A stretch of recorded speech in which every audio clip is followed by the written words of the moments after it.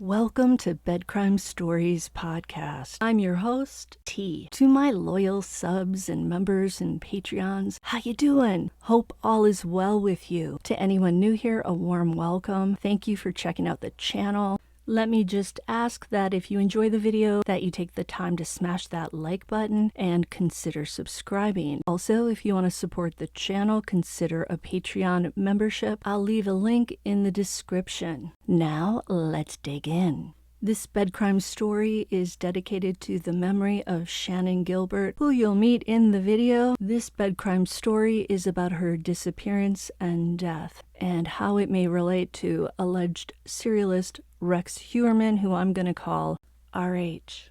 In December of 2010, the Suffolk County Police in Long Island find 10 bodies, along with other dismembered body parts, 2 torsos, 2 skulls, a set of hands, and some forearms, all dumped along a marshy stretch of land along Ocean Parkway in Long Island. Gilgo Beach and Oak Beach are along that parkway. The police were actually looking for a missing 23-year-old female escort named Shannon Gilbert. Instead of finding her, though, they stumble on 10 bodies. Can you believe it? That had to be mind-blowing.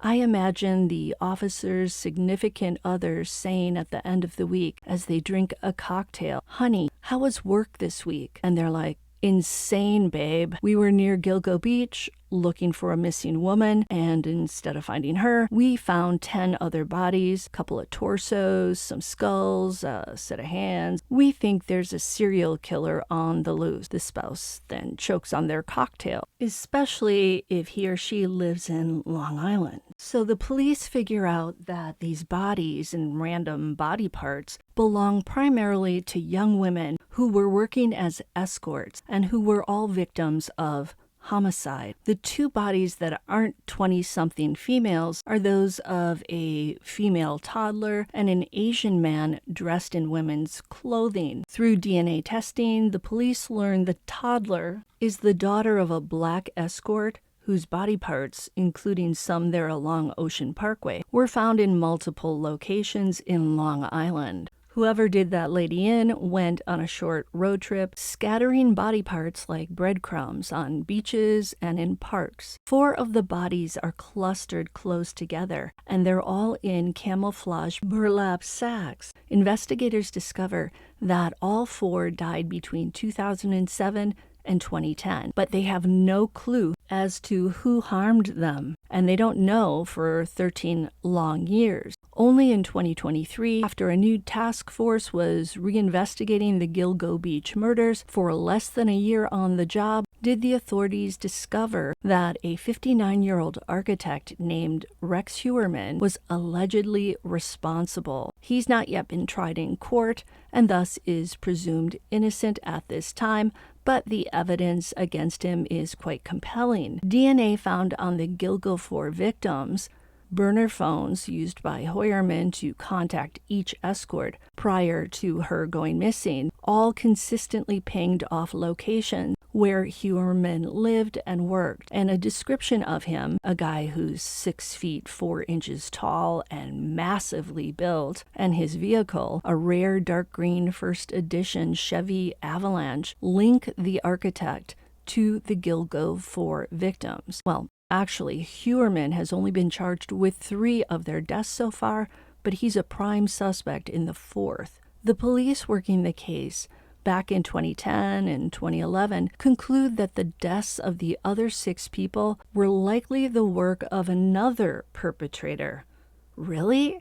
They go out looking for one female who works as an escort, and they find 4 more female escorts, plus an Asian male escort and a toddler who is the daughter of an escort, and they conclude that those deaths aren't related to whoever killed the Gilgo Four. That's rather hard to believe. Would more than one killer be using that same area as a dumping ground for his victims around the same era as Heuermann? If there was more than one person doing this, was that person or those persons working independently from Heuermann, or were they, shall we say, colleagues of his who shared his alleged interest in essaying, tying up, torturing, killing, and cutting up female escorts, 23-year-old Shannon Gilbert vanished under very strange circumstances within a few months of two of the Gilgo Four victims going missing. Notably, Shannon's the only victim of all 11 bodies there who was able to dial 911 before she disappeared. Shannon was on the phone with 911 for 21 minutes, begging for help, but unable to say where exactly she was. She didn't know the address. She was still on the line when she frantically knocked on the doors of two people living on Oak Beach. Those two people also dialed 911 that day. That's why the police knew where to start looking for Shannon. Without those 3 911 calls, no one would have known to narrow the search for Shannon to the south shore of Long Island. So Shannon was last seen alive on May 1st of 2010 on Oak Beach, a beach community adjacent to Gilgo Beach. When searchers found 10 other bodies along Ocean Parkway, Shannon's body was, unbeknownst to them, lying lifeless nearby. Sadly, no one found Shannon's remains until a year later in December of 2011. Now, one of the Gilgo Four victims that Rex Heuermann is accused of killing is Megan Waterman. She was last seen alive on June 6 of 2010, so just 1 month after Shannon went missing. Heuermann is also charged with Amber Costello's death. She was last seen alive on September 2nd of 2010, so just 4 months after Shannon vanished. Rex Heuermann, if he is responsible for Megan and Amber's death, was clearly busy doing in escorts and dumping their bodies along Ocean Parkway during the summer of 2010. Thus, it doesn't seem far-fetched to think he could have harmed Shannon in May that summer before doing in Megan and Amber. Take a listen to an excerpt about Shannon's case from Court TV. State police. Yeah, there's somebody after me. I'm sorry? There's somebody after me. Where are you? There's somebody after me. What's the matter? Are you okay? What are you going to do? What are you going to do to me? Please, stop. Mike, brother, No, stop it, please. That is the voice of Shannon Gilbert calling 911 on May 1st of 2010. She was calling from the gated community of Oak Beach on Long Island in New York. Shannon was a prostitute who visited a client in that neighborhood. That call for help did not save her. Shannon disappeared. The initial search of the area Shannon was calling from did not reveal what happened to Shannon or where she was. But it did uncover something even more shocking. A series of bodies and a potential serial killer.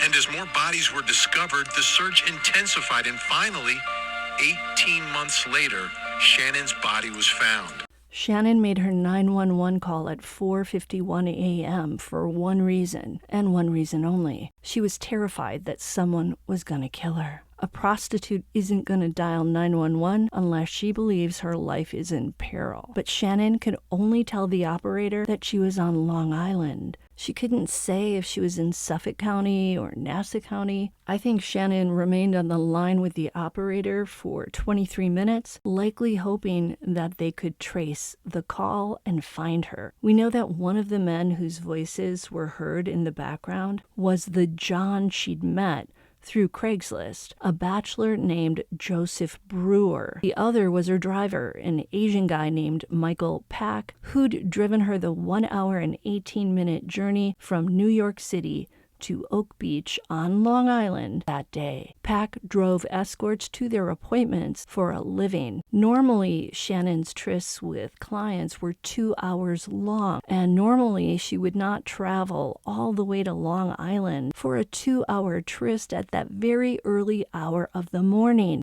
just after midnight. The distance and the money simply weren't worth it. The question is, did Brewer offer Shannon a lot more money to head out there? And her driver too, who apparently was very money conscious. According to the Gilbert family lawyer, John Ray, the driver would likely not have driven all that way to Long Island, use all that gas at that hour for a 2-hour tryst. Here's how Shannon's evening went down prior to her 911 call. After being contacted by Joseph Brewer, who found her ad on Craigslist, Shannon arranges for a ride to Long Island with Michael Pack. Shortly after midnight on May 1st of 2010, Shannon and Pack leave New York City and head in Pack's black SUV to a gated community in Oak Beach.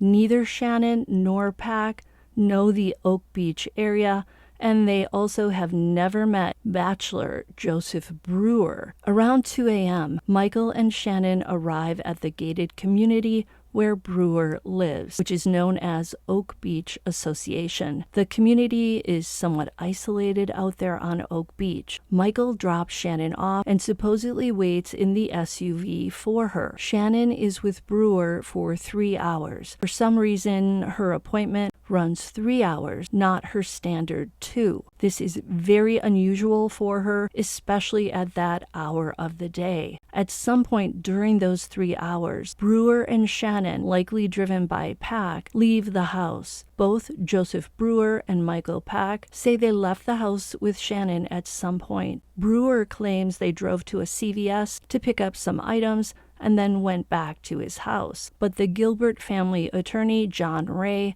who represents Shannon's sisters, said on Court TV in 2022 that this trip to CVS likely did not happen. Ray said Brewer and Shannon did drive somewhere because phone records show it, but Ray believes the trip was for something else and that Brewer doesn't want to say what it is. Note that later on, when Brewer is interviewed by the police, he tells them that he didn't even get jiggy with Shannon at all, because when he saw her, he thought she looked like a boy, which is ridiculous. Attorney John Ray feels Brewer is lying about that too, because Shannon did, after all, spend 3 hours with him, so you have to believe they were doing something more than just talking. During those 3 hours, Shannon was likely okay, because she didn't dial 911 until 4:51 a.m. By the way, Shannon's recorded 20-minute-long 911 call doesn't get released by the police to the public until 2022. John Ray fought for years to get that 911 call, and all those years the Suffolk County Police refused to release it, even when the case was cold as ice.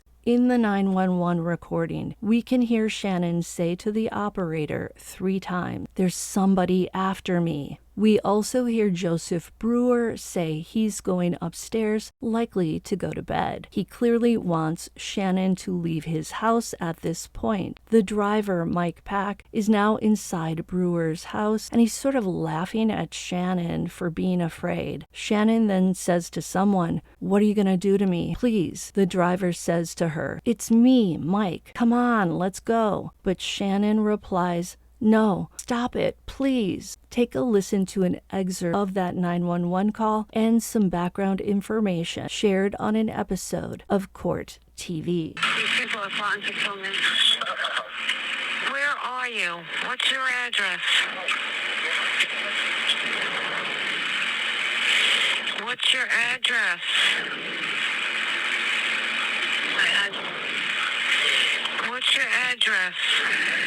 Oh, Mike, stop, Mike, yeah. Mike, stop. Mike, stop, Mike, stop it. Where are you? Mike, stop it. Mike, stop. What's your name, Shannon? Huh? Mike, stop. Yeah. Where are you? What's your address? Hello? Yeah, hold on, then I know you're telling the truth. The address. Hello, something. Mike, stop it. You guys are finding something.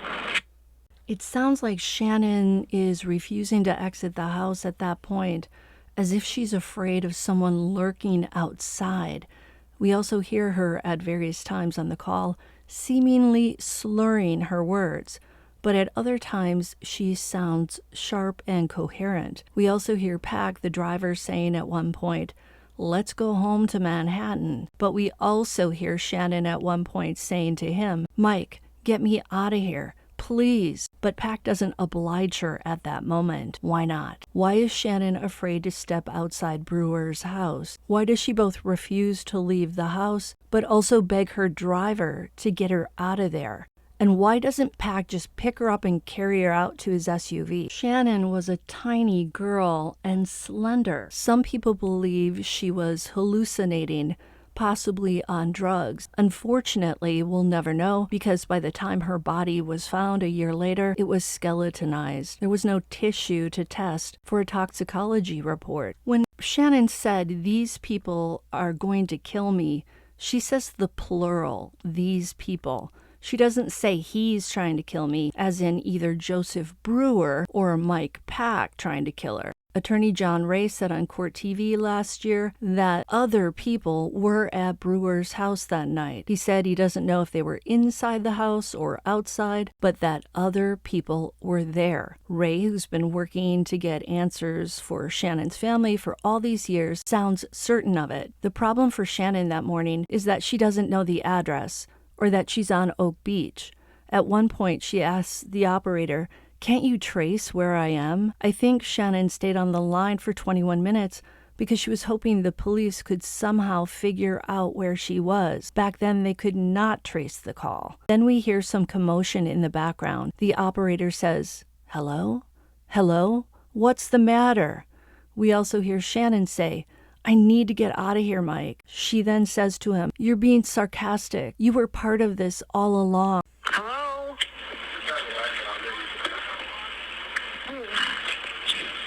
Hello? Please.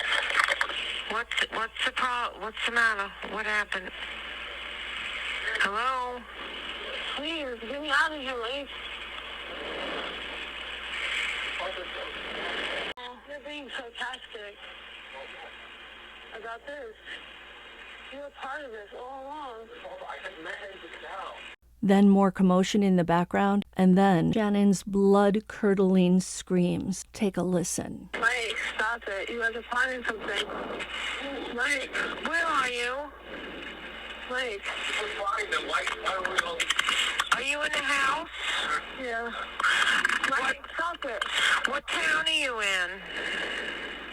Long Island. Mike, where? Stop, Mike. Where in Long Island? Stop it, Mike. Mike, stop it.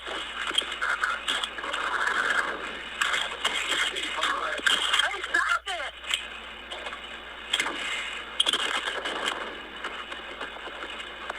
Where in Long Island are you? I don't know. Hello?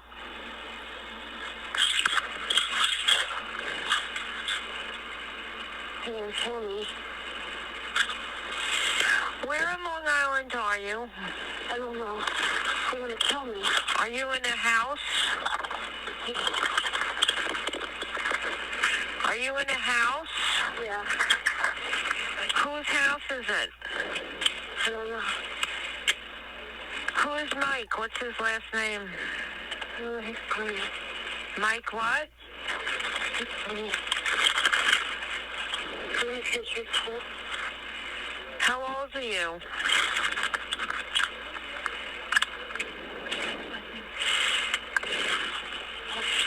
What's his last name? What's his last name?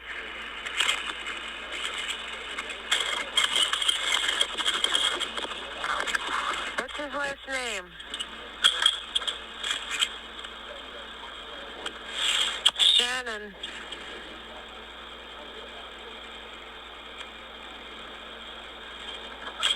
Shannon.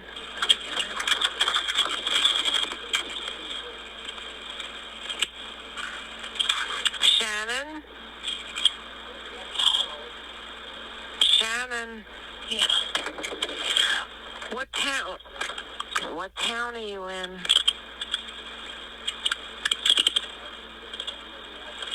Hello?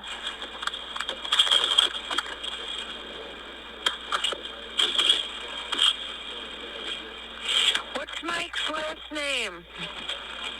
He's gonna kill me. One of the guys said, let's go back to his house.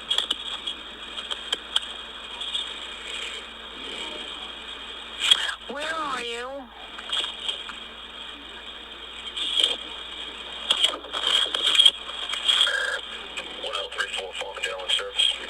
Where are you, Shannon?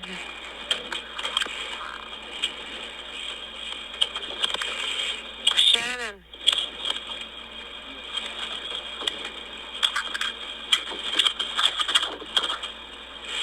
Shannon.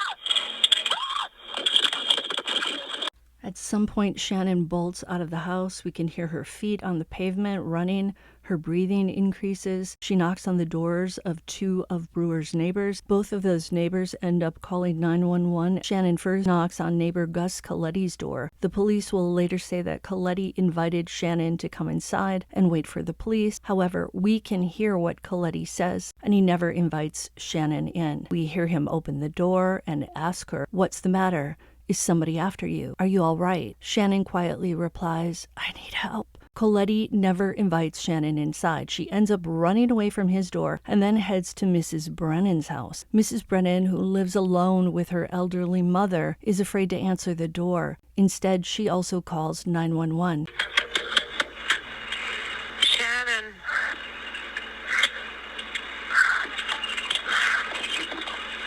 What's the matter?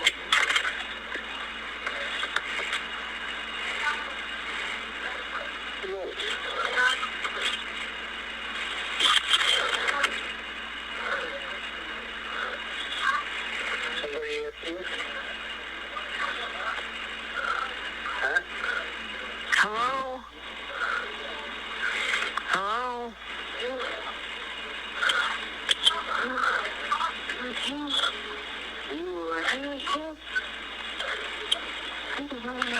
Don't keep yourself hurt. What are you doing?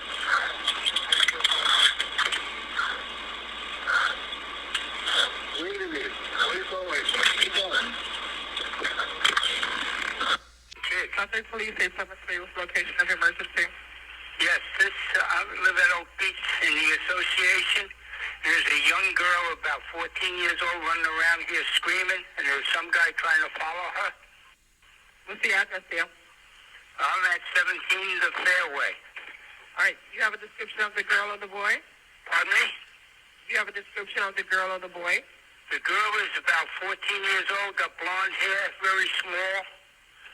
The boy, I can't tell. He was into like a Suburban. What color? Black. Did you happen to get a plate number or any? No, I didn't. Okay, telephone number you're calling from?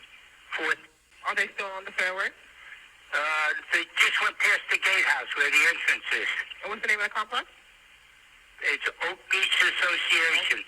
Okay. Out at by Robert Moses. All right, we got somebody over there. I'll be watching. Oh, okay. Suffolk Police 875. What is the location of your emergency? 43 the Bayou. Some woman is knocking at my door. What town are you in? Oak Beach Association. What's the nearest corner street now? Ocean Parkway. She says she's in danger. Do you know her or no? No, I don't. I'm not letting her in. She's banging on your door now? Yes. Did she say what kind of danger? No. Oh. And we live in a gated community. What's your name, ma'am? Barbara Brennan. What's there a name to that community? Oak Beach Association. Oak Beach Association. And I have an elderly mother here. All right, I'll get somebody right over there, okay? Okay, thank you. Ultimately, Shannon loses her life that night, although her remains won't be found for another 18 months. She dies despite having a driver out there who was supposed to drive her home. Why didn't he drive her home when she asked him to get her out of there? Why did it sound like Pac was no longer on Shannon's side at that point? Why didn't Pac tell Shannon the address that he drove her to? Was he trying to prevent her from getting the police to that location? Did he do that only because Shannon was a prostitute? Who are these people that Shannon is afraid are going to kill her? Are they just fragments of a troubled mind, or are they real? Gus Coletti said that he saw an Asian man in his 30s driving a black SUV slowly, following Shannon. She ran from door to door. Coletti said he thought Shannon was afraid of the man in the SUV or of someone else. Note that Pac drives home without Shannon Gilbert, and he's not at the Oak Beach Association when the police arrive there around 20 minutes after Coletti's call. The police end up assuming that Shannon left with the driver. That's why no one immediately starts looking for her out there in the tall grasses of the marsh. Cameras at the entrance of the gated community recorded video early that morning and should have captured all the people who drove into the neighborhood. But the officer of the HOA board, per attorney John Ray, quote, caused the video footage to be erased. And the police apparently didn't bother to go back to Oak Beach to check on things like that footage until 18 days after Shannon vanished. So even if the video footage hadn't been erased, it likely would have been recorded over. Shannon Gilbert was reported missing after her worried boyfriend called Shannon's sister Sherry 2 days after Shannon failed to return home. The Gilbert family immediately filed a missing persons report. Hearing no news, they then drove 140 miles from upstate New York to Oak Beach to look for Shannon. By then, she had been missing for 8 days. According to John Ray, when Shannon's family reported her missing, the Suffolk County Police Department only did a very cursory investigation, and after her body was found in December of 2011, they concluded that she died of a horrible drowning accident and not by homicide. Joseph Scott Morgan, the forensic pathologist who's very well known, brought up a good point on Court TV. He asked, how could the police know Shannon drowned when her lungs were no longer around to see? Her body was skeletonized, remember. Back in 2010, 2011, the Suffolk County Police Department was knee-deep in corruption from the top down to the bottom. And in May of 2013, the FBI and the U.S. Attorney's Office opened an investigation into alleged actions by the police chief of Suffolk County, James Burke.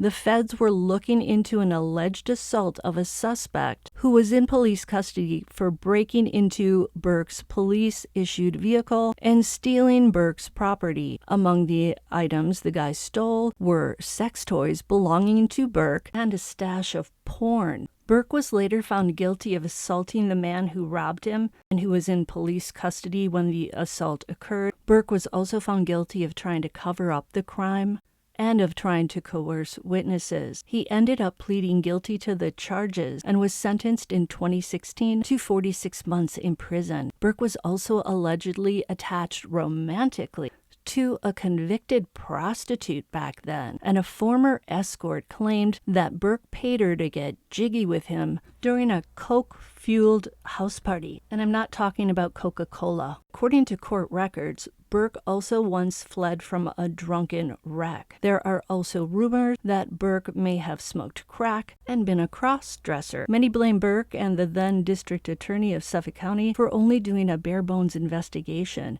into the Gilgo Beach cases. Burke blocked the FBI and other agencies from helping with the investigation. Attorney John Ray said that Burke was, quote, investigating sex workers like a robber investigates robbers. He feels like Burke deliberately botched the investigation and that maybe there was a police cover-up of the whole thing. Did Rex Heuermann know Burke? Were they porn and escort buddies? Did they socialize in the same 6 circles out there in Suffolk County? Ray also believes, one, that all the deaths of the people whose bodies were found along that stretch of beach are related. He told Court TV that all but one victim were strangled. The other one was, per Ray, suffocated by having her underwear stuffed down her throat. I'm going to speculate here and say that I think that one was Amber Costello. I say this because once when the Gilgo Four's grieving families went out, repeatedly to the sites memorializing where their loved ones' bodies were found, they saw a weird timeout doll leaning on each victim's makeshift wooden cross. The doll that was at Amber's memorial had a face, and its mouth was cut, and there was some gauzy-looking material stuffed into the doll's mouth. I believe only the perpetrator or a sick investigator would know that one victim had her underwear put down her throat. This is why I think that if Heuermann is the killer, then he's the person who took those creepy dolls out there. And if he did, I believe it was to further torment the victims' families. Ray also told Court TV that Shannon Gilbert's hyoid bone was snapped at both ends, and it had a hole through the middle of the bone that looked as if it had been drilled there. The snapping of the hyoid bone is indicative of a homicide, not an accidental drowning. Dr. Michael Baden, the former chief medical examiner of New York City, did an autopsy on Shannon's remains, and he wrote in the last sentence, "There is insufficient information to determine a definite cause of death, but the autopsy findings are consistent with homicidal strangulation." So what's the truth? Will the new task force working on the deaths of all those people who were found on that beach discover a connection to Rex Heuermann? Will we ever really find out what happened to Shannon Gilbert? I certainly hope so. And her family has suffered so much. One of Shannon's sisters actually killed their mother and had some mental health issues, obviously, when she did that. It was said that she was suffering so much from her sister's death, how her sister was found, and wondering if somebody harmed Shannon. That really drives home how much somebody committing crimes like this destroys families. Until the next time on Bed Crime Stories, smash that like button and please subscribe. See you next time.